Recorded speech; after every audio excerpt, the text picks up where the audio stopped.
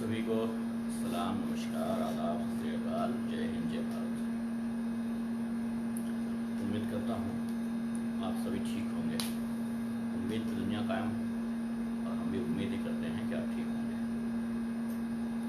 कई दिनों से सोच रहा था लाइव के लिए एक पोस्ट भी मैंने की थी कि था लाइव 11 बजे दिन में करूँगा, लेकिन फिर कुछ काम की वजह से मैं नहीं कर पाया। कोई बात नहीं, आज आपसे थोड़ी सी बातें करके जाएंगे जो आपके लिए बहुत महत्वपूर्ण हैं। मुझे ऐसा लगता है, आपको क्या लगता है वो मुझे नहीं पता। अगर मेरी आवाज़ आ रही है तो प्लीज़ बता दीजिएगा, वरना मैं ईयरफोन लगा लूँगा। अगर आ रही है तो बेहतर है।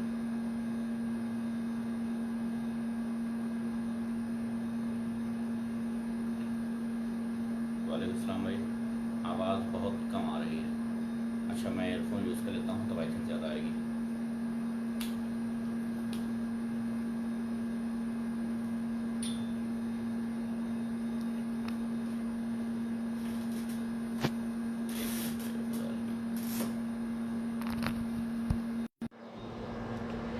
जी बदर भाई, वालेकुम अस्सलाम। अभी आवाज़ आ रही है? अभी ईयरफोन लगा लिया है, आई थिंक अब आवाज़ आ रही होगी। तो छोटी छोटी बहुत सारी बातें हैं जो आजकल सोशल मीडिया से दूर हो गई। वालेकुम अस्सलाम भाई, बहुत दूर हो गई हैं सोशल मीडिया से, एकदम करीब करीब भटक नहीं रही हैं। वो सबसे इम्पोर्टेंट ये है कि अपनी तमीज़ और तहज़ीब वो लोग भी भूल चुके हैं जो लोग सोशल मीडिया पर बदलाव लाने आए थे।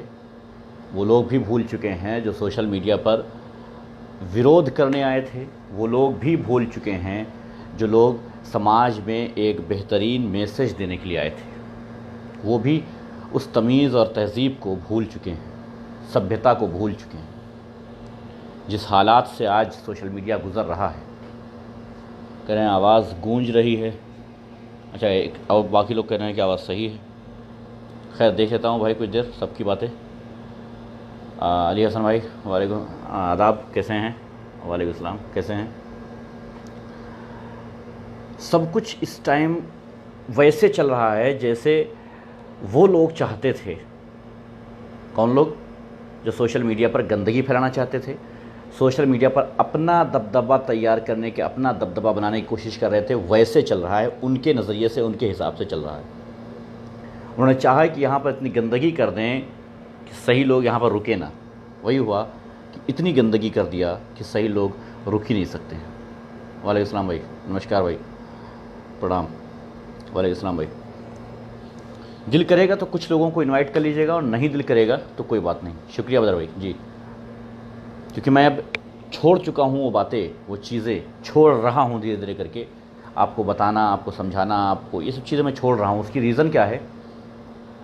आज के दौर में सबसे ज़्यादा उसको सर पे बिठाया जाता है जो गाली गलौज करता है, जिसकी भाषा संतुलित नहीं है। क्या है दिल में, क्या है, करना क्या चाहता है, ऐसा क्यों कर रहा है, कोई मकसद नहीं है आपका, कोई मतलब नहीं है आपका। सिर्फ़ और सिर्फ इतना मतलब है कि आपको कोई ऐसा मिल जाए जो भारतीय जनता पार्टी को गालियां दे रहा हो, माँ बहन की, वो आपका सगा हो जाता है। I am your big fan, you have totally thoughts are positive, apply on your thoughts in my life. Thank you. खमाना राम भाई, कैसे हैं? बहुत बहुत शुक्रिया मेरे भाई, बहुत बहुत शुक्रिया आपका, दिल से शुक्रिया मेरे भाई। आप लोग ऐसी बात करते हैं तो कहीं ना कहीं एक एनर्जी मिलती है। ये सोचता हूँ कि शायद मैं अगर हटना चाह रहा हूँ तो गलत कर रहा हूँ। प्रणाम भाई। जोगिंदर भाई, कैसे हैं?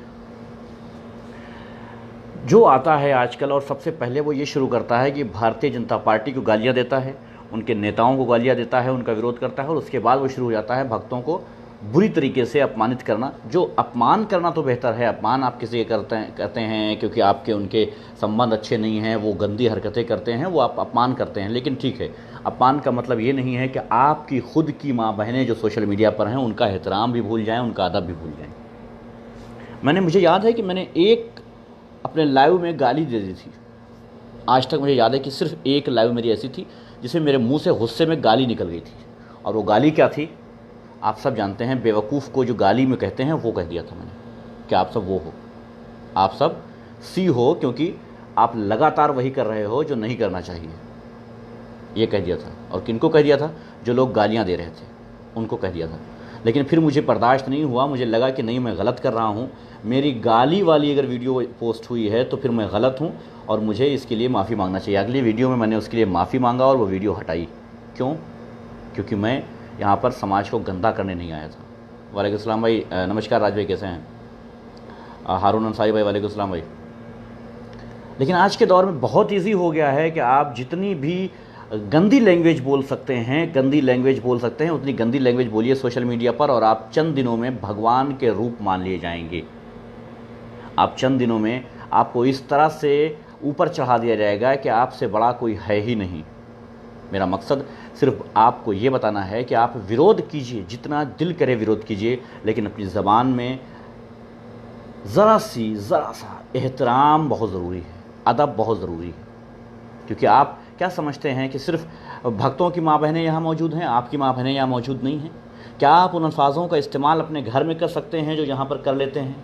नहीं, आप नहीं करते। तो फिर मुझे बड़ा दुख के साथ कहना पड़ रहा है कि सोशल मीडिया अब चंद लोगों के लिए रह गया है। आपको पता है, मैंने जितनी बात कही, मेरी एक बात कोई गलत करके साबित करके नहीं, हो सकता है 2-4% चलिए मान लेता हूँ, 90% बातें, मेरी 90% बातें सही हो रही हैं, 90% बातें सही हो रही हैं जो मैंने कहा। लेकिन क्या आपने उन बातों से कुछ सीखा है? क्या आपने उन बातों से कुछ जाना है? क्या आपने कभी सोचा है, कि आपने समझा है कि जो हमने पहले कहा था वो आज हो रहा है और आज जो कहता हूँ आगे हो रहा है? क्यों? मैं ये नहीं करता हूँ कि कोई भक्त कुछ बोले और मैं आकर के उसको गालियाँ शुरू हो जाऊँ और उसके माँ बहन करना शुरू हो जाऊँ और अपनी गंदगी करके चला जाऊँ। मैं बात उस पर करता हूँ जो आपके बच्चों के लिए बेहतर है। वालेकुम सलाम भाई। लेकिन शायद मुझे नहीं लगता कि आपको उन चीज़ों की ज़रूरत है। अगर आपको इन चीज़ों की ज़रूरत होती तो आप जो अभी कर रहे हैं ये न किए होते। जो आप लोग अभी कर रहे हैं, मैं देख रहा हूँ कि हर एक आदमी के डीपी पर किसी और का फ़ोटो लगा है कहीं ना कहीं। सबसे पहले मैं मुसलमानों को बोलूँगा, उसके बाद में सबको लिए बोलूँगा। पहले मुसलमानों को बोलना ज़रूरी है क्योंकि इनके अंदर कुछ कमियाँ ज़्यादा भरी आती हैं आजकल, क्योंकि इनको बेवकूफ़ बनाना बहुत आसान हो गया है। क्योंकि ये किसी चीज़ को सोचते समझते नहीं हैं, अमल करने लग जाते हैं। मैं जानना चाहता हूँ, डॉक्टर कफ़ील ख़ान माना कि मुसलमान है और उसके लिए कोई हिंदू आवाज़ उठा रहा है, यानी एक इंसान के लिए एक इंसान आवाज़ उठा रहा है, पूरी ताकत के साथ लगा हुआ है, बहुत अच्छी बात है। लेकिन क्या इसका मतलब ये होता है कि आंख बंद करके उसके पीछे भेड़ चाल चली जाए? फिर आप में और भक्तों में फ़र्क क्या हुआ? मैं जानना चाहता हूँ उन मुसलमानों से जो चंदा दे रहे हैं डॉक्टर कफ़ील ख़ान के नाम से, क्या आपने डॉक्टर शबिस्ता खान के अकाउंट पे चंदा दिया है? नहीं। क्या आपने आदिल खान के अकाउंट पे पैसा दिया है? नहीं। आप चंदा किस बेस पे दे रहे हैं? किस बेस पे आप चंदा दे रहे हैं? क्या सोच करके चंदा दे रहे हैं? मैं अभी कहूँ कि साहब कफ़ील ख़ान को छुड़ाने के लिए मैं जज खरीद रहा हूँ, पैसे की ज़रूरत है, आप लोग दीजिए पैसा। आप नहीं देंगे, जाहिर है नहीं देंगे, पक्की बात है, लिख के ले लीजिए, आप नहीं देंगे। लेकिन जब यही बात कोई और कहेगा जो आपके धर्म से नहीं होगा, शर्त ये हो कि आपके धर्म से ना हो, और वो गालियां दे लेता हो, वो आपको जोश में ला देता हो और वो कहे, तो आप बड़ी आसानी से एक वक्त का खाना बचा करके चंदा दे देंगे। आपको पता है, हिंदुस्तान के टॉप वकीलों में से कुछ 5 वकीलों की टीम काम कर रही है डॉक्टर कफ़ील ख़ान के लिए। 5 वकीलों की टीम, जिनके परिवार हाई कोर्ट में वकील है, जिनके परिवार का सदस्य कोई ना कोई जज रहा है, उन वकीलों की एक टीम काम कर रही है डॉक्टर कफ़ील ख़ान के लिए। आपको ज़रूरत है उनके लिए दुआएं करना, आपको ज़रूरत है उनके लिए सोशल मीडिया पर एक मुहिम छेड़ना।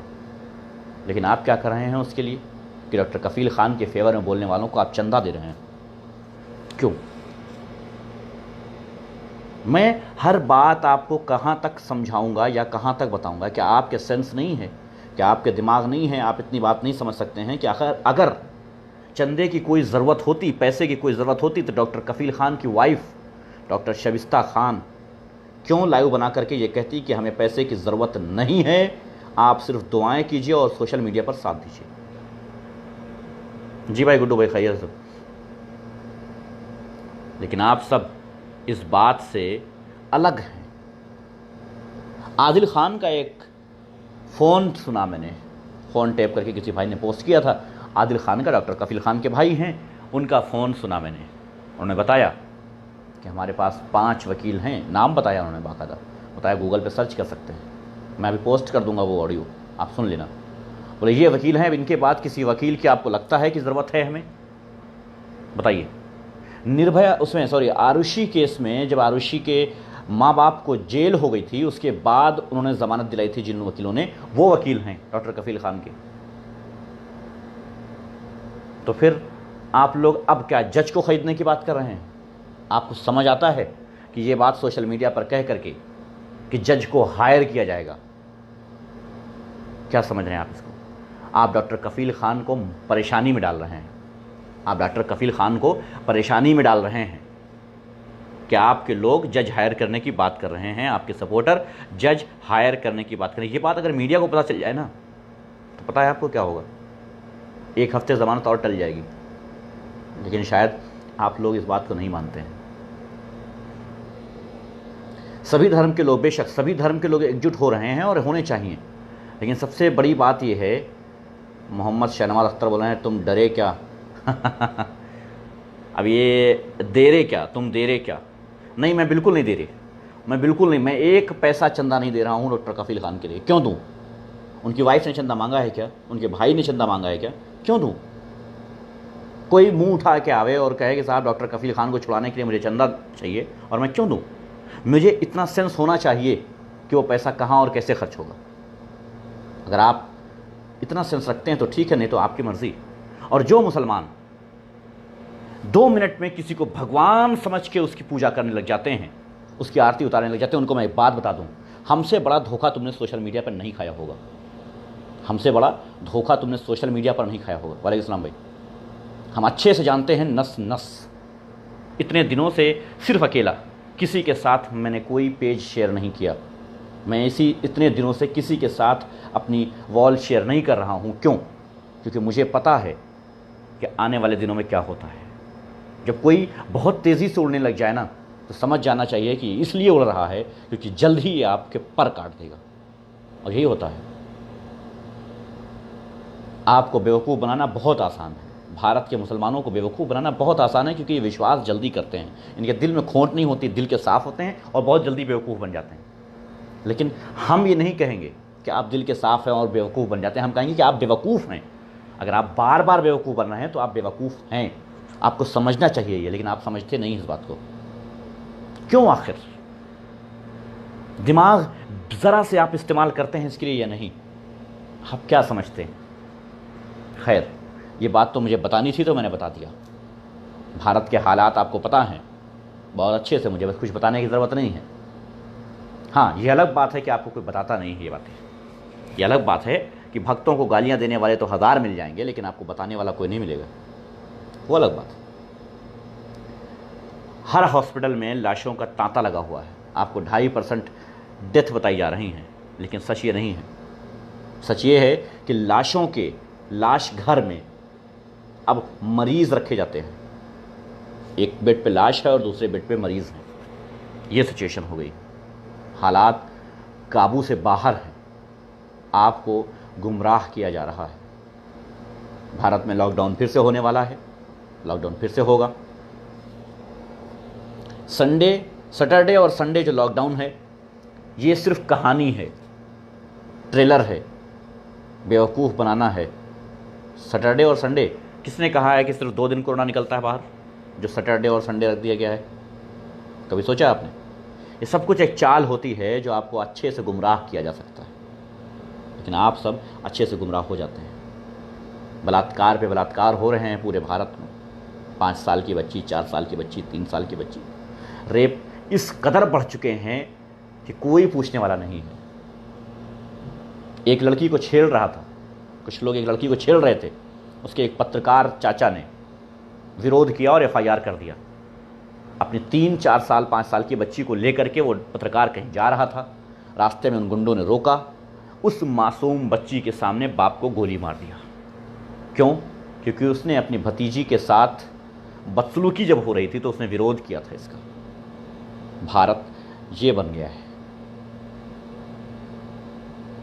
कुछ भी, अगर मैं सोशल मीडिया खोल दूं, अगर मैं अपनी वॉल खोल दूं, फेसबुक खोल लूं, तो आपको 1 मिनट में मैं 10 खबरें बता सकता हूं जो भारत के लिए बहुत ही शर्मनाक हैं।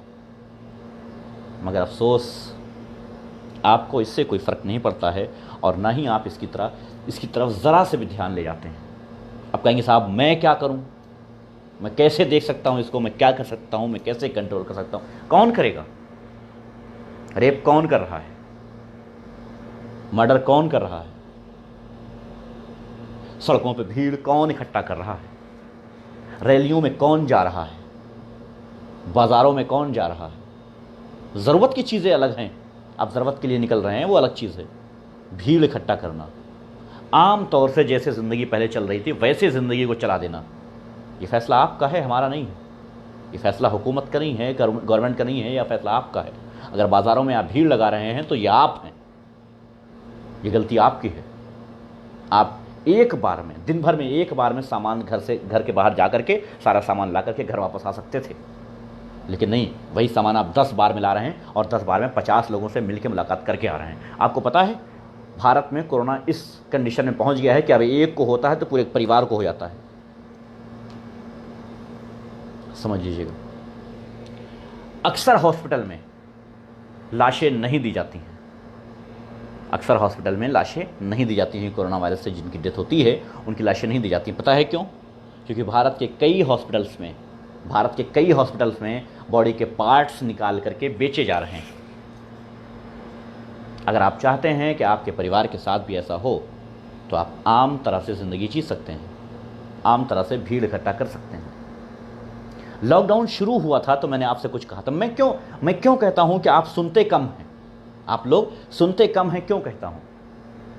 अगर आप लोग सुनते होते तो आपकी कंडीशन ये ना होती। लॉकडाउन शुरू हुआ था, जिस दिन पहला लॉकडाउन हुआ था उस दिन मॉर्निंग में पहली लाइव मेरी जब आई थी, मैंने क्या कहा था? मैंने ये कहा था कि आपके मोहल्ले से आप 1 आदमी, 2 आदमी, 5 आदमी, कम से कम ज़्यादा से ज़्यादा 5 आदमी आप मिल के पूरे मोहल्ले को संभाल सकते हैं।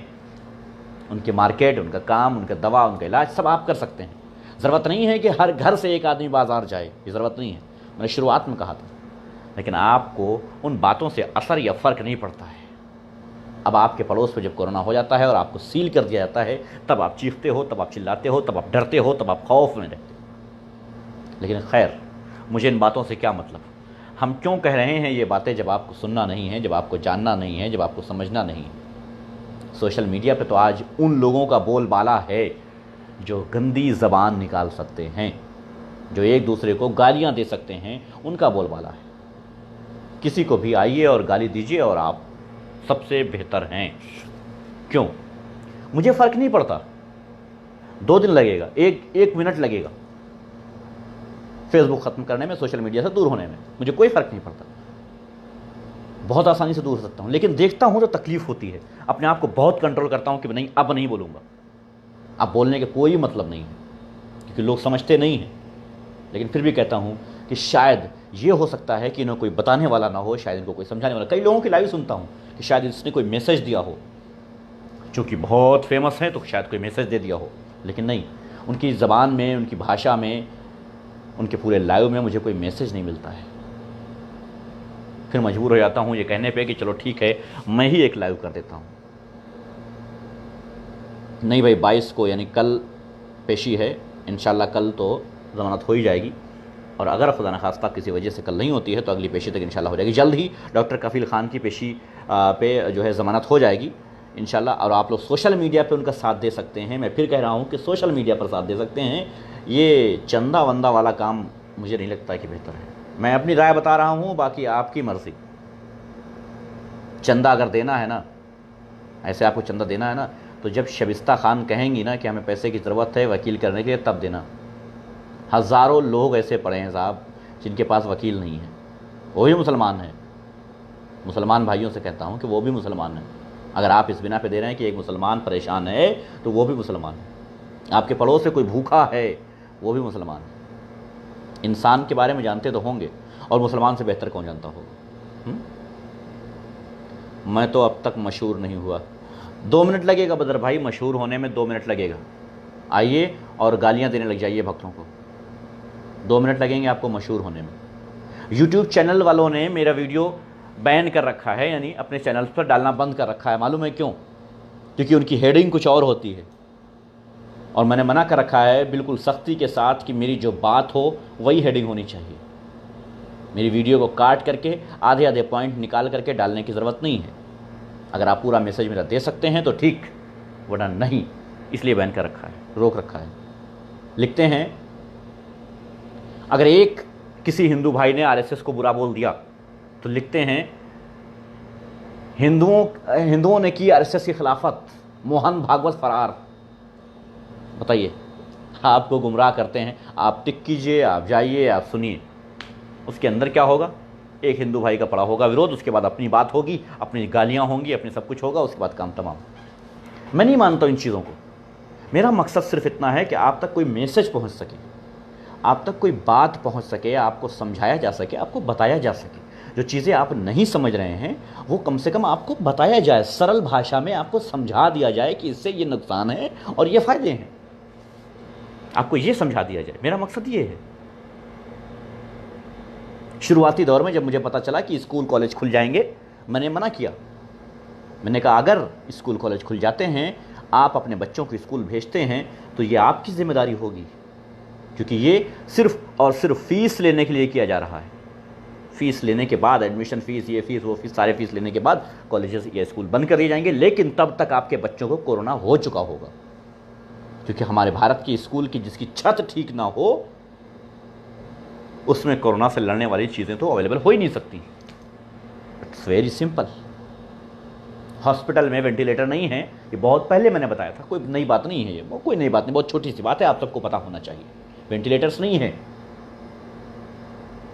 लेकिन हमारी गिनती दिन ब दिन बढ़ती जा रही है, और ये गिनती 50 के ऊपर तो जानी जानी है। 80 मैंने सोच के रखा है कि 80 जाएगी। मेरा जो अंदाज़ा कहता है वो 80 कहता है। 80 लाख, 80 लाख कोरोना पॉजिटिव लोग भारत में पाए जाने वाले हैं। कोई नई बात नहीं है भारत के लिए। आपको पता है आपके विधायक खरीदे जा रहे हैं करोड़ों में। आपकी औकात नहीं है कि आपको 2 रुपए दिया जाए। आपके विधायक खरीदे जा रहे हैं, पता है क्यों?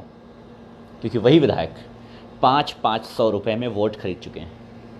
तो ऐसी बात, भाई 5 रुपये में वोट खरीदे हैं, एकजुट किए हैं, अब उसको ले जाकर के भारतीय जनता पार्टी के हाथ बेच रहे हैं। आप मुखालफत नहीं कर सकते उनकी। अगली बार फिर वो आएंगे, अगली बार हज़ार दे देंगे, आप फिर उनको वोट कर देना। लेकिन क्या आपने उन विधायकों से पूछा कि हमारे क्षेत्र में, हमारी विधानसभा में हॉस्पिटल क्यों नहीं है? कोरोना से लड़ने के लिए चीज़ें क्यों नहीं हैं?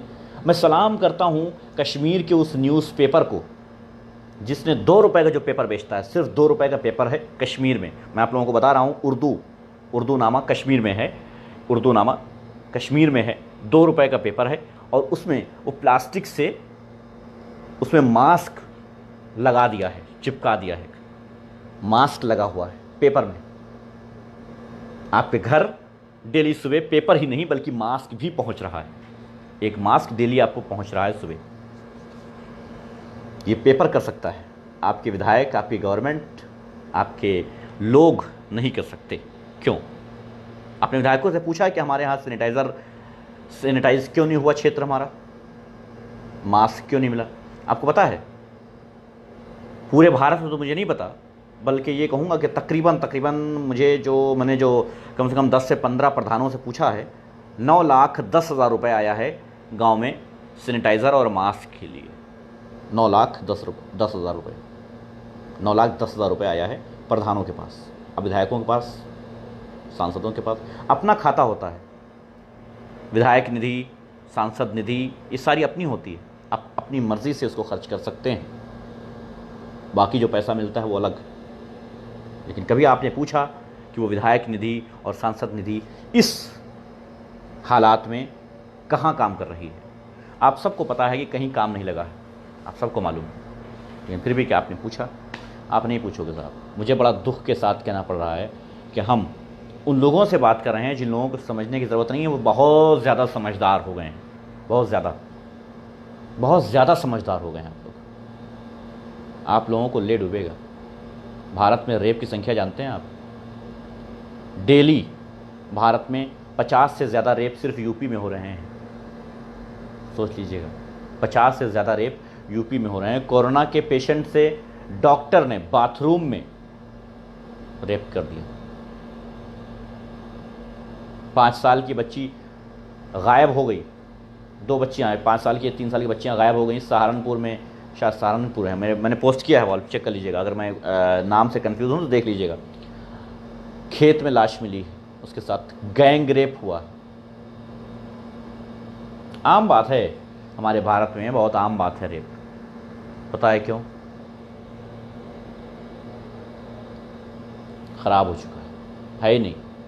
और इसकी वजह वो लोग भी हैं जो सोशल मीडिया पर आज बैठ करके ये जताना चाहते हैं कि हम गवर्नमेंट के ख़िलाफ़ हैं, और उसके बाद वो अपनी भाषा को कंट्रोल नहीं कर पाते हैं। वालेकुम सलाम भाई। अपनी भाषा को कंट्रोल नहीं कर पाते हैं। रेप करने की सबसे बड़ी वजह है आपकी गिरती हुई भाषा, आपकी गिरती हुई सभ्यता। आप भूल चुके हैं, आप आदी हो चुके हैं उन चीज़ों के। आपको माँ बहन की गालियाँ बहुत ईजी लगने लगा है। यार छोटी सी बात है वो। एक ज़माना हुआ करता था साहब कि माँ बहन की गालियाँ देने पे कत्ल हो जाया करते थे।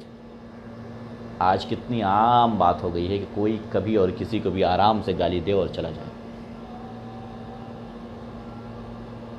कहते हैं कि साहब, कहीं पढ़ा था कि किसी ने कहा था कि देश की आवाम को इतना ज़्यादा भिखारी बना दो, इतना ज़्यादा भूखा बना दो कि उसको 2 वक्त की रोटी ही विकास लगने लगे, तरक्की लगने लगे। विकास नहीं, तरक्की लगने लगे। 2 वक्त की रोटी मिल जाए तो उसे लगे कि साहब बहुत तरक्की हो रही मेरी।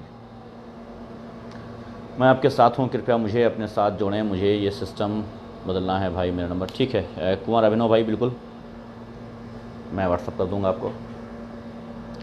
वही आज हो रहा है। वालेकुम सलाम नबील अली। वही हो रहा है आज देश में कि आज हमें माँ बहन की गालियाँ इतनी ईजी, इतनी आसान हो गई हैं कि मुझे रेप बहुत आसान लगने लगा है साहब। किसी रेप पीड़िता से जाके मिलो। भारत में तो रेप पीड़िता को जेल भेजा जाता है। जी हाँ, बिहार में एक रेप पीड़िता को जेल भेज दिया गया। पता है क्यों? क्योंकि वो चाहती थी कि जब उसके बयान हो तो उसके साथ उसके परिवार का एक सदस्य साथ में रहे, और ये कानून के खिलाफ है। थूकता हूं मैं ऐसे लोगों पर, और ऐसे जज पे थूकता हूं मैं। कानून के खिलाफ है। एक रेप पीड़िता जब बयान देती है तो उसके साथ अगर उसका कोई परिवार का है और कानून के खिलाफ है ये, तो उसको जेल भेजा जाता है और कैदी बाइज्जत बरी रहते हैं। आपको पता है यूपी में रेप करके जेल गया था, जमानत हो गई, बाहर आ गया। बाहर आने के बाद क्या किया? माँ और बेटी को ट्रैक्टर से कुचल के मार दिया।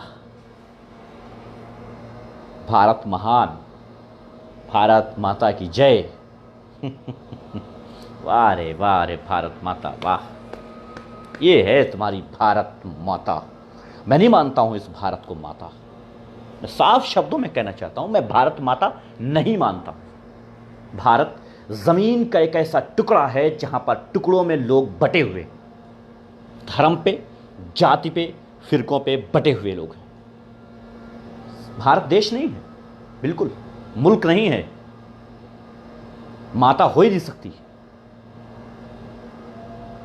लेकिन जमीन का वो टुकड़ा है जिस पर अलग अलग प्रजाति के जानवर पाए जाते हैं, 2 पैरों के जानवर। आज के दौर में क्या हो गया है? पहले ज़माने में दुश्मनियाँ होती थी, बहुत पुश्तैनी दुश्मनी होती थी, पुश्तैनी दुश्मनी होती थी।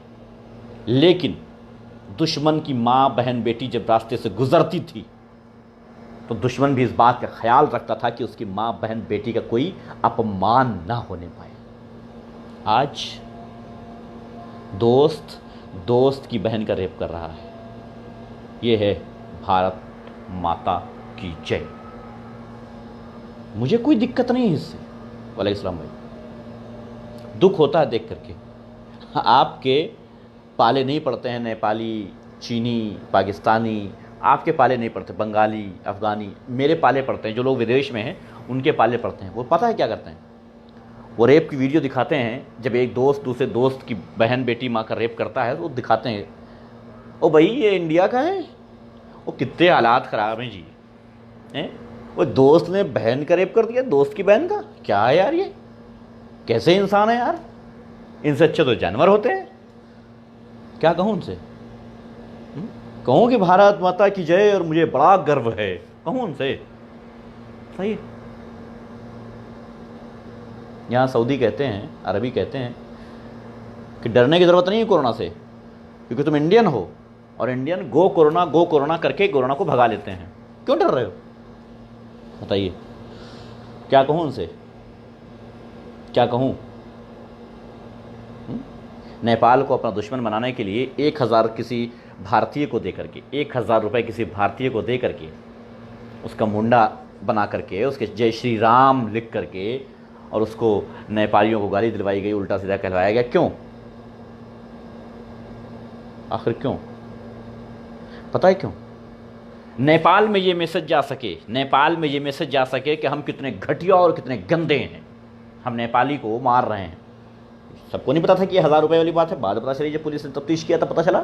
लेकिन नेपाल में ये पता चल गया कि नेपाली को मारा गया है और उससे नेपाल मुर्दाबाद कहलाया गया है।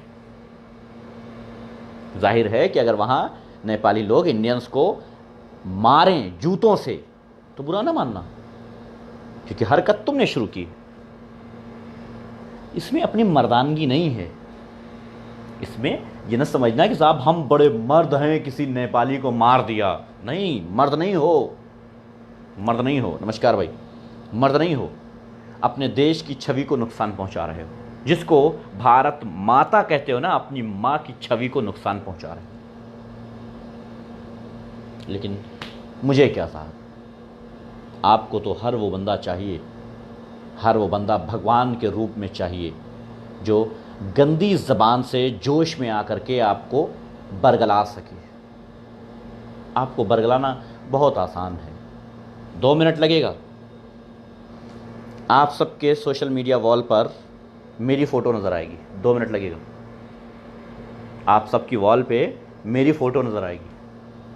आप सबके लिए मैं किसी अवतार से बढ़ के हो जाऊंगा। कर सकता हूँ ये, बहुत ईजी। लेकिन नहीं, हमारा मकसद ये नहीं है कि हम आपकी वॉल पे नज़र आएँ। हमारा मकसद ये है कि सही और गलत में फ़र्क बता सकूं, बाकी आपकी मर्ज़ी। करना क्या है वो बता सकूं, बाकी आपकी मर्ज़ी। आप जैसे चाहें, जो चाहें वैसे करें, कोई दिक्कत की बात नहीं। आपकी मर्ज़ी पे डिपेंड करता है। मुझे फ़र्क नहीं पड़ता जो लोग मुझे छोड़ के जाते हैं, जो लोग मुझे उल्टा सीधा बोलें या कुछ भी करें, मुझे कोई फ़र्क नहीं पड़ता उनसे, क्योंकि हम यहाँ फेमस होने नहीं आए हैं। हम यहाँ आपको फ़र्क बताने आए हैं, बाकी आपकी मर्ज़ी। ज़रूर आप तक वो बातें पहुंच जाती होंगी, लेकिन गलत वे में पहुंचती होंगी, गलत तरीके से पहुंचती होंगी। हम आपको समझा के बता देते हैं कि भाई साहब ये है ऐसा ऐसा, अगर आप चाहें तो देख लें, बाकी आपकी मर्ज़ी। मैं सभी भारतवासियों से ये कहना चाहता हूँ कि मेरे भाई, वक्त है, अपने आप को और अपने वतन को बचा लो, वरना आने वाली नस्लें बहुत बुरे हाल में जीने वाली, बहुत बुरे हाल में। ऐसी घटिया राजनीति दुनिया में नहीं हुई है जैसी भारत में इस टाइम चल रही है, और इससे आपको अपने बच्चों को बचाना है। मेरे बच्चों को या उनके बच्चों को या पड़ोसी के बच्चों को बचाने नहीं कहूँगा, अपने बच्चों को बचा लो, ये बहुत है। वालेकुम सलाम भाई, जी मैं ठीक हूँ। अपने बच्चों को बचा लो, यही काफ़ी होगा। बहुत सारी चीज़ें हैं कहने के लिए आपसे, लेकिन नहीं, मैं नहीं कहूँगा। मैं रिस्पॉन्स देख रहा हूँ, उसके बाद देखता हूँ।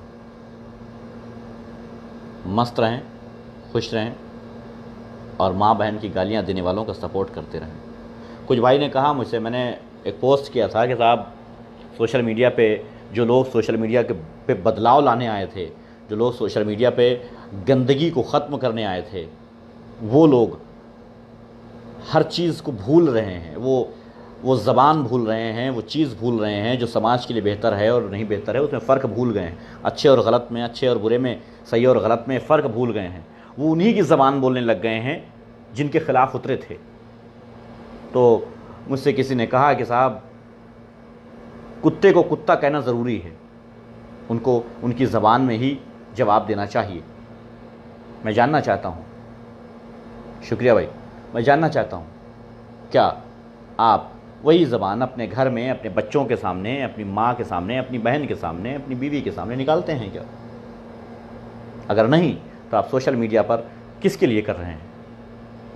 माना कि आपके बीवी बच्चे, आपके माँ बहन सोशल मीडिया पर मौजूद ना हो, लेकिन इतने 137 करोड़ में न जाने कितनी माँ बहन बेटी, कितने बच्चे आपसे सीख रहे हैं, आपकी ज़बान को सीख रहे हैं। आप उनको बर्बाद कर रहे हैं। आप बदल नहीं पाए हैं, आप खुद बदल गए हैं। मैं विरोध में नहीं हूँ, मैं इसके विरोध में नहीं हूँ कि आप भारतीय जनता पार्टी का विरोध ना करें, लेकिन आज के दौर में भारतीय जनता पार्टी का विरोध ही आपके लिए किसी अवतार से कम नहीं है। वो बंदा भारतीय जनता पार्टी का विरोध कर दिया, फिर वो जो कुछ कहेगा सब कुछ सत्य है। नहीं साहब, नहीं। क्या समझते हैं आप, बाकी की पार्टियां दूध की धुली हुई हैं? नहीं। डॉक्टर कफील खान के लिए कितनी पार्टियां सामने मैदान में आई, ज़रा मुझे कोई बताए। है तो बताइए कि हाँ इतनी पार्टियां हैं, इतने राष्ट्रीय अध्यक्ष हैं पार्टियों के जो मैदान में आए हैं और बोले हैं कि हम डॉक्टर कफील खान के साथ खड़े हैं, हमारे सारे कार्यकर्ता डॉक्टर कफील खान के साथ। बताइए। आपको पता है कि जितने पॉलिटिशियंस, किसी पार्टी से जुड़े हुए लोग अरेस्ट हुए थे या अरेस्ट हो रहे हैं, उनका एक एक करके ज़मानत हो गई है या हो रही है? हो चुकी है, तकरीबन हो चुकी है। कई तो ऐसे हैं जिनमें कई बार जेल गए हैं और वापस आ गए हैं, और फिर जाएंगे फिर वापस आएँ। क्यों? अगर कोई कुत्ता काट ले तो क्या कुत्ते को भी काटेंगे? देखिए मोहम्मद कमर भाई ने कितनी शानदार बात कही उनके लिए, जो कहते हैं कि कुत्ते को कुत्ते की ज़बान में बोलना चाहिए, जवाब देना चाहिए। कितनी सही बात कही। अगर कुत्ता काट ले तो क्या कुत्ते को काट लोगे? नहीं ना, अपना इलाज करवाओगे। अपनी बॉडी में जो जहर भर गया है उस जहर को ख़त्म करोगे। वालेकुम सलाम। उस बॉडी के अंदर जो जहर भर गया है उसको निकालने की कोशिश करोगे। बहुत सही कमर भाई ने बात कही, इससे बेहतरीन मैं नहीं समझा सकता। तो सारे पॉलिटिशियंस छूट जाते हैं, छूट रहे हैं। क्यों? क्योंकि भैया हम्माम में सब नंगे, समझ रहे हो, आपस में सबके तालमेल है। लेकिन अगर कोई आज़ाद है, मैं ठीक हूँ, अगर कोई आज़ाद है और हक़ की बात आज़ाद रह के करना चाहता है तो उसके साथ कोई नहीं, एक भी नहीं, कोई राजनीतिक पार्टी नहीं है आज। कांग्रेस, मैं सबसे पहले कांग्रेस को कहूँगा, क्योंकि बहुत सारे लोग ऐसे हैं जो कांग्रेस को कहते हैं कि साहब ये तो भारतीय जनता पार्टी को ख़त्म करने के लिए अगर कोई पार्टी है तो कांग्रेस है। बेशक मैं मानता हूँ कि कोई तीसरी पार्टी नहीं है केंद्र में, लेकिन राहुल गांधी या प्रियंका गांधी अब तक कितना बोल चुके हैं, या किसी भी नेता को देख लो, किसी भी प्रदेश के नेता को देख लो, कितना बोल चुके हैं डॉक्टर कफील खान के लिए? मैं जानना चाहता हूँ आपसे, डॉक्टर कफील खान के लिए कौन से नेता ने कितना? मैं उत्तर प्रदेश के लल्लू की बात करता हूँ। लल्लू, क्या नाम है उनका, लल्लू सिंह हैं या लल्लू पांडे हैं, लल्लू सिंह आई थिंक, मैं उनकी बात करता हूँ। कांग्रेस पार्टी के प्रदेश अध्यक्ष, मैं उनकी बात करता हूँ। इस लॉकडाउन में वो लगातार जेल आ रहे हैं और जा रहे हैं। उनको ऐसे कुछ नाम भी दिया गया है जेल से संबंधित। वो जेल जा रहे हैं, जेल आ रहे हैं, जेल से बाहर आ रहे हैं, फिर जा रहे हैं, फिर आ रहे हैं, फिर बाहर। कमाल है। डॉक्टर कफील खान तो अभी तक बाहर ना आए, आप बड़ी जल्दी जा रहे हैं, बड़ी जल्दी आ रहे हैं। पता है क्यों? क्योंकि सब तालमेल की बात है साहब। तुम मेरा विरोध करो, हम कोई काम कर रहे हैं तो मेरा विरोध करो, हम तुमको जेल में डालेंगे, 4 दिन बाद छोड़ देंगे। तुमको भी पब्लिसिटी मिल गई, मेरा भी काम हो गया। चूंकि तुम जेल चले जाओगे इसलिए कोई दूसरा आवाज़ नहीं उठाएगा। बताइए साहब, मुझे बताइए। डॉक्टर कफील खान के लिए कांग्रेस के प्रदेश अध्यक्ष, उत्तर प्रदेश के प्रदेश अध्यक्ष जो हैं, कितनी बार बोले हैं? डॉक्टर कफील खान के लिए उत्तर प्रदेश की जो अध्यक्षा मानी जा रही हैं, यानी चुनाव में उनकी सरपरस्ती में चुनाव होने वाला है, प्रियंका गांधी, कितनी बार बोली हैं? क्या ये सिर्फ यूपी का मामला है? नहीं, भारत का मामला है। तो फिर राहुल गांधी और सोनिया गांधी ने कितनी बार बोला है? अखिलेश यादव ने क्या किया है? मायावती ने क्या किया है? बताइए मुझे, कोई भी राजनीतिक पार्टी पकड़ लीजिए और मुझे बताइए कि साहब ये राजनीतिक पार्टी है जो अखिलेश उसके कफील खान के लिए दृढ़ संकल्प के साथ खड़ी है मैदान में, है कोई तो मुझे बता दीजिए। नहीं ना, बहुत सारी ऐसी बेगुनाह औरतें अभी जेल में हैं, बच्चियां जेल में हैं। एक शबिस्ता करके एक स्टूडेंट है, अभी जेल में है। बताइए, दिल्ली की हुकूमत केजरीवाल की अब तक कितनी बार बोली है कि जो महिलाओं को जेल में रखा गया है, बच्चियों को जेल में रखा गया है, स्टूडेंट्स को जेल में रखा गया है, कम से कम स्टूडेंट्स को तो निकाल दिया जाए ज़मानत पे। देवेंद्र सिंह की ज़मानत हो सकती है यहाँ पर, चिन्मयानंद की ज़मानत हो सकती है यहाँ पर, लेकिन स्टूडेंट्स की ज़मानत नहीं हो सकती है क्योंकि उन्होंने एनआरसी का विरोध किया था। अच्छा, एनआरसी वाले मामले में कितने राजनीतिक पार्टी के लोग हैं जो जेल में हैं? कभी देखना इस बात को, कितने ऐसे लोग हैं जो राजनीतिक पार्टी से संबंध रखते हैं और जेल में हैं?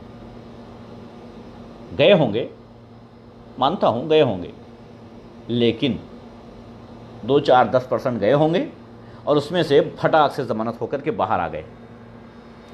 आखिर वो लोग क्यों जेल में हैं? आखिर वो लोग जेल में क्यों हैं जो किसी राजनीतिक पार्टी से के संबंध में नहीं हैं? समझना आपको है, नहीं सिर्फ बोलना बलिया गाज़ीपुर भाई। अच्छा, आपने लिखा बलिया गाज़ीपुर मऊ, अपना नाम लिखा ही नहीं है, सारी डिस्ट्रिक्ट लिख दिया। चलो कोई बात नहीं, जहाँ भी हो सिर्फ बोलना काफ़ी नहीं है मेरे भाई। क्या कर रहे हैं, क्या कर रहे हैं बताइए मुझे। अब आप फिर कह रहे हैं फिर मैं बोल दूंगा, अभी फिर सबकी मिर्ची लग जाएगी। अभी यहीं पर जो भाई सुन रहे हैं ना, यही मुसलमान लोग मुझे गालियाँ देने लग जाएंगे। 1 मिनट लगेगा, बोल ही देता हूँ, आपने बुलवा दिया तो। भारत में टॉप 10 काबिल लोगों की अगर एक लिस्ट बनाई जाए भारत में, तो उसमें असद ओवैसी का नाम काफ़ी ऊपर होगा टॉप 10 में। अब मुझे बताइए, जो कुछ बोला या एक आध ट्वीट कर दिया, काफ़ी हो गया? वालेकुम सलाम भाई, काफ़ी हो गया ये? आपको लगता है यही होना चाहिए था? डॉक्टर कफील के लिए ओवैसी द्वारा सिर्फ इतना ही होना चाहिए था? खैर, आपकी मर्ज़ी है, आप राजनीतिक पार्टियों से जुड़े हुए हैं, मेरा कोई दोष नहीं है। मैं सिर्फ यही कहूँगा कि भाई अब भी वक्त है, समझ जाओ और संभल जाओ। डॉक्टर कफील खान जब बरी हुए थे पिछली बार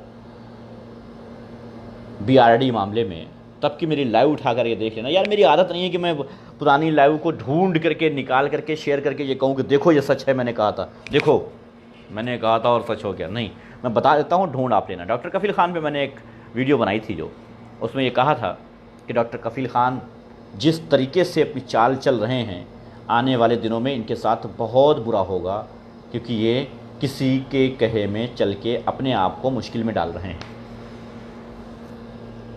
सच्चाई वही हुई। उस टाइम अगर थोड़ा सा कंट्रोल कर लिया होता, जब हमको पता था, जब आपको पता था, जब डॉक्टर कफील खान को पता था, अगर उस टाइम अपने आप को थोड़ा सा कंट्रोल कर लिया होता तो बात कुछ और होती। अगर आपका बैकग्राउंड में सपोर्ट नहीं है तो आपको ऐसी हरकत नहीं करनी चाहिए थी। मैं डॉक्टर कफील खान के ख़िलाफ़ नहीं हूँ, लेकिन ये बताना चाहता हूँ कि उनको मात कहाँ से मिली, वो हार कहाँ से गए, ये बताना चाहता हूँ, ताकि आने वाले दिनों में जब फिर से डॉक्टर कफील खान इंशाल्लाह बाहर आ जाएंगे, कल इंशाल्लाह बाहर आ जाएंगे, उम्मीद ये है कि आ जाएंगे। अगर खुदा न खास्ता किसी वजह से नहीं आ पाते हैं तो एक आध पेशी पे आ जाएंगे इंशाल्लाह बाहर। फिर ये गलती न करना, फिर ये गलती न करना। आपको समझना होगा कि यूपी में जो एक गुंडा, एक मवाली है, वो ख़ास करके आप पर निगाह रखे बैठा है, क्योंकि आपकी उसकी और 36 का आंकड़ा है। इस बात को आपको ख्याल रखना होगा। आप कहोगे साहब क्या डर जाए?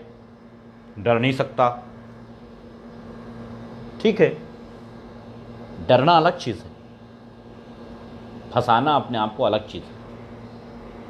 आप विरोध कीजिए, बेशक विरोध बनता है, सेवा कीजिए, बेशक सेवा बनती है, मगर एक बात ख्याल रखिएगा कि सारी राजनीतिक पार्टियां मिली हुई हैं, इसको ज़रूर ख्याल रखिए, सारी राजनीतिक पार्टियां मिली हुई हैं। और हाँ, डॉक्टर कफील खान साहब के लिए एक भविष्यवाणी मैं करके जा रहा हूँ आज फिर।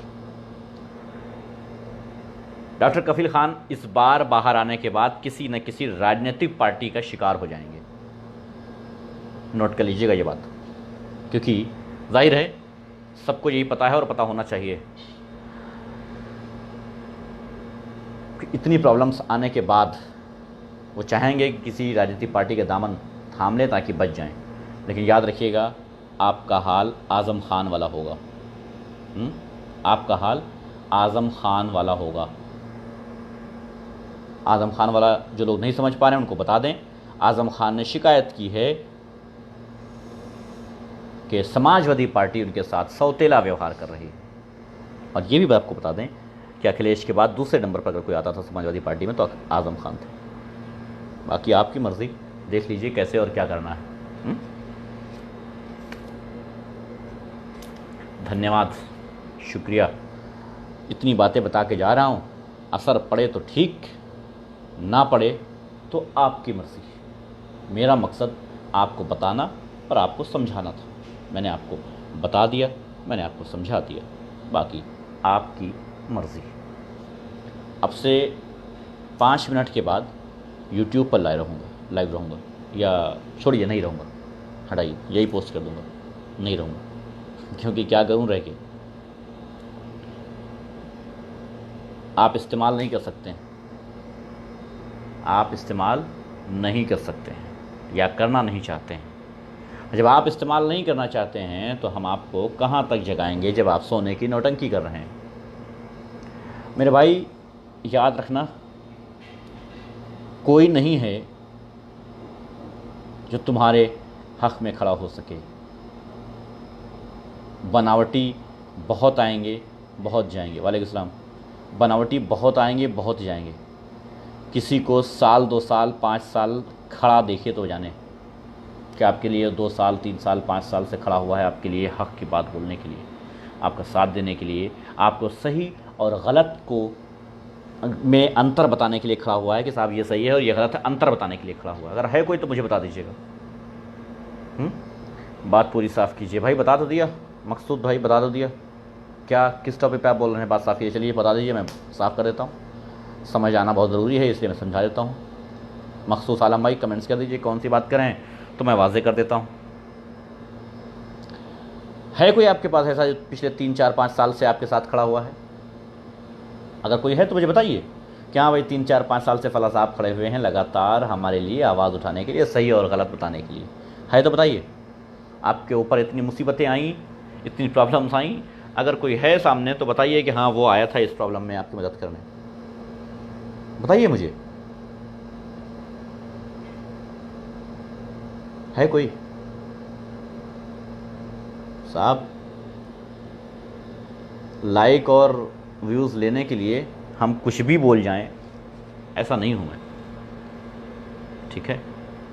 हम अपने उसूलों से कभी समझौता नहीं कर सकते। अगर हमारे उसूल नहीं तो फिर कुछ नहीं। राज भाई इस बात की गवाही दे सकते हैं कि उसूल तोड़ने वालों का साथ मैंने हमेशा के लिए छोड़ दिया है। जो लोग उसूल पे कायम नहीं रह सकते वो हमारे साथ काम करने के काबिल भी नहीं। हम उनके साथ ज़िंदगी में दुआ सलाम करने को भी तैयार नहीं हैं जो उसूल पे खरे न उतरें। अगर सब कुछ फेमस होना होता 5 साल से जो कुछ चल रहा है, किस पार्टी को वोट दें, सब तो मुसलमानों का इस्तेमाल करता है। मखसूस आलम भाई ने पूछा है किस पार्टी को वोट दें, सब तो मुसलमानों का इस्तेमाल कर रहे हैं। बेशक अब मसला ये होता है कि एक बात ये है कि मुसलमानों का इस्तेमाल करते हैं और दूसरी बात ये है कि सबका इस्तेमाल करते हैं। तो मैं ये मानता हूँ कि सबका इस्तेमाल करते हैं, मुसलमानों का ज़्यादा करते हैं। बहुत अच्छा सवाल आपने किया, बात साफ कर देता हूँ उसके बाद जाता हूँ। ज़रूरत ही नहीं है उस आदमी को वोट करने की जो आप पर मुसल्लत किया जाता है पार्टी द्वारा। पार्टी द्वारा भेजा जाता है कि ये मैं भेज रहा हूँ, इसको जिता के भेज देना। ज़रूरत ही नहीं है उस आदमी को वोट करना जो क्रिमिनल है। ज़रूरत ही नहीं है उस आदमी को वोट करने की जो आपके क्षेत्र का नहीं है और बाहर से आया है। ज़रूरत ही नहीं है उस आदमी को वोट करने का जो आपके बीच 5 साल तो नज़र नहीं आया था लेकिन चुनाव होते ही आपके सामने नज़र आ गया। ऐसे लोगों को ज़रूरत ही नहीं। वालेकुम अस्सलाम हाशिम भाई, शुक्रिया। ज़रूरत ही नहीं है ऐसे लोगों को वोट करने की। आपके समाज में, मैं जानना चाहता हूँ, मैं बार बार यही बात कहता हूँ और आज फिर वही बात आखिरी बार कह के जा रहा हूँ, मिस कर दिया, सॉरी, लेट हो गया भाई। नहीं कोई बात नहीं चेतन भाई, सत श्री अकाल, कैसे हैं भाई। मैं फिर वही बात कहूँगा यार जो कहता आया हूँ, एक विधानसभा पकड़ लीजिए, कम से कम कितने वोटर्स होंगे वहाँ? बहुत कम 5 लाख, बहुत कम, एक मिनिमम मान रहा हूँ, चलिए 5 लाख। 5 लाख आदमियों में आपको एक आदमी ऐसा नहीं मिलता है जो आपके लिए काम करना चाहता हो, आपके लिए समाज में काम करना चाहता हो, आपके समाज के लिए काम करना चाहता हो, और आपके पास उसको बनाने के लिए 5 साल होते हैं। 5 साल होते हैं आपके पास कि आप उसे तैयार करें, आप उसको पावर में लाएं, आप उसको ताकत बने, आप लोगों से मिलजुल करके उस आदमी की पहचान बनावें, आप उस आदमी को उस जगह तक ले जाएं जो वो फाइट कर सके। विधायक कैसे बनता है? वोट से। वोट कौन करता है? आवाम। पैसे की क्या ज़रूरत है अगर पैसा नहीं है? और मैंने कम से कम हर गांव में देख रखा है कि एक ना एक ईमानदार आदमी ऐसा होता है जिसके पास पैसा नहीं होता है, जिसकी कोई सुनता नहीं, लेकिन ईमानदारी उसके अंदर कूट कूट के भरी होती है, उसूल उसके अंदर कूट कूट के भरे होते हैं, बहुत कुछ कर जाने की चाहत होती है अपने समाज के लिए, लेकिन पैसे से मजबूर होता है, सपोर्ट से मजबूर होता है, साथ से मजबूर होता है, क्योंकि उसके पास इतना पैसा नहीं है। कोई बात नहीं मकसूद भाई, कोई बात नहीं, अगले दिन कर लीजिएगा। क्योंकि उसके पास साथ नहीं होता है लोगों का। किन लोगों का? वोटर्स का। वोटर्स क्या काम करते हैं? विधायक चुनते हैं। वोटर्स किसके साथ होते हैं? हम 10 गाड़ियों से उतर जाएं, 10 लंबी लंबी कारें हमारे साथ आएँ, 2 4 5 गनर हों, बॉडी बिल्डर्स हों, ठन ठन करके उतरे आके जिंदाबाद जिंदाबाद मुर्दाबाद मुर्दाबाद के नारे लग जाएं, और हम माइक लेके कह दें। ये नहीं कहेंगे कि इस गांव में स्कूल है कि नहीं है, हॉस्पिटल है कि नहीं है, हॉस्पिटल में डॉक्टर आते हैं कि नहीं आते हैं, स्कूल में टीचर आते हैं या नहीं आते हैं। ये नहीं कहेंगे। ये नहीं कहेंगे कि आपके गांव में आपके घर तक जाने के लिए रास्ता है कि नहीं है, बल्कि आपसे ये कहेंगे फला पार्टी ने इतना गलत काम किया है, एक बार हमें मौका दीजिए। ओ यार, भाषण तो सुन लिया करो उनका। वो कहते हैं फला पार्टी ने गलत किया है, अब एक बार मुझे मौका दीजिए। मतलब अब एक बार मुझे गलत करने का मौका दीजिए, और आप मौका देते हैं और आप उनको जिताते हैं और उनको मौका मिलता है और काम हो जाता है। अब आप सोच लीजिए, कोई एक बताइए मुझे कि आपका क्षेत्र का विधायक इलेक्शन के टाइम विधायक कैंडिडेट आपके घर आया हो और आप पूछा हो कि आपके घर के आसपास सड़क से लेकर के जो आपका घर है, आपकी बस्ती में, जिस बस्ती में आपका घर है, वहाँ तक जो बारिश में पानी भर गया है। कई बार ऐसा हुआ है कि बारिश में पानी भी भर जाता है, जो उस चुनाव के दौरान मतलब पानी भरा मिलता है, गलियाँ सड़ी हुई मिलती हैं, बदबू दूर से आती रहती है, गलियों में घुसना मुसीबत है। ऐसी भारत में गलियाँ हैं बहुत सारी। उस गली में घुसने के बाद क्या आपके विधायक ने आपसे पूछा, विधायक कैंडिडेट ने, किसी पार्टी कैंडिडेट ने आपसे पूछा कि आखिर ये बदबू क्यों आ रही है और कहाँ से आ रही है, इसकी सफाई क्यों नहीं हो रही है, आपके क्षेत्र का प्रधान क्या कर रहा है, विधायक कौन था आपके यहाँ अभी तक, उसने साफ क्यों नहीं कराया? पूछा किसी ने? नहीं। क्या कहा? फला पार्टी के विधायक ने आपके साथ गलत किया है, आपको विकास में रोड़ा बना है, अब मुझे मौका दीजिए। और आप कहते हैं ये लो मौका, पिछली बार उसने लूटा था, इस बार तुम लूट लो। बस, इट्स वेरी सिंपल। जब तक आप इस चीज़ को नहीं समझेंगे, आपका विकास मुश्किल ही नहीं, नामुमकिन है। आप कहते हैं साहब पार्टी बदल जाएगी, सरकार बदल जाएगी, सब ठीक। नहीं, आज तेल आपको आकर 80 रुपये मिल रहा है ना, दूसरी पार्टी आएगी आपको 70 में नहीं देगी, 80 में आपकी आदत पड़ चुकी है, अब वो 85 करेगी, 75 नहीं करेगी। याद रखिएगा इस बात को। अभी तक ऐसे ही होता है। आई कोई सरकार की, सरकार आने के बाद सब कुछ सस्ता कर दिया हो? बताइए मुझे, आई है? नहीं ना, तो फिर सोच लीजिए। भाई आपकी मर्ज़ी है। हो सकता है आपको ये बातें सोशल मीडिया पर बहुत लोग बताते हों, लेकिन मुझे नहीं दिख रहा है कहीं तक। अगर कोई ऐसी बातें आपको समझाता है तो मुझे बता दीजिएगा, मैं भी सुना करूँगा। विचार अगर ऐसे हैं तो मैं सुनता रहूँगा, मुझे फ़र्क नहीं पड़ता क्या चल रहा है, क्यों चल रहा है, लेकिन मुझे फ़र्क पड़ता है कि आखिर क्यों चल रहा है।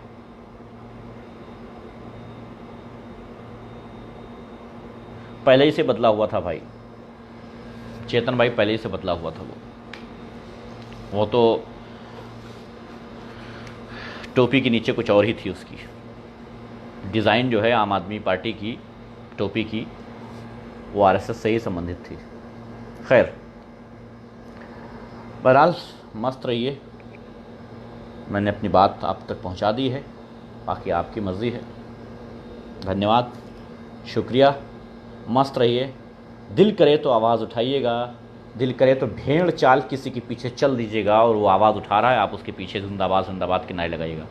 कितने लोग हैं जो सोशल मीडिया पर आवाज़ उठाने वालों को जिंदाबाद का नारा देते हैं, फला साहब जिंदाबाद जिंदाबाद लिखते हैं कमेंट्स में। आई डोंट थिंक, कैसे कर लेते हैं आप ये सब, मैं नहीं मानता, मैं समझ नहीं पा रहा हूँ कि आखिर कैसे पॉसिबल है। सही को सही कहने वाले के साथ देने की ज़रूरत है, उसके जिंदाबाद के नारे लगाने वाले की ज़रूरत नहीं है। अगर कोई सही को सही कहता है तो उसका साथ दीजिए, और हाँ, ये और ये खोल करके, वरना ज़िंदगी भर चंदा देते रहोगे, ज़िंदगी भर चंदा देते रहोगे। चलिए, जय हिंद, जय भारत। मरता भारत का भय।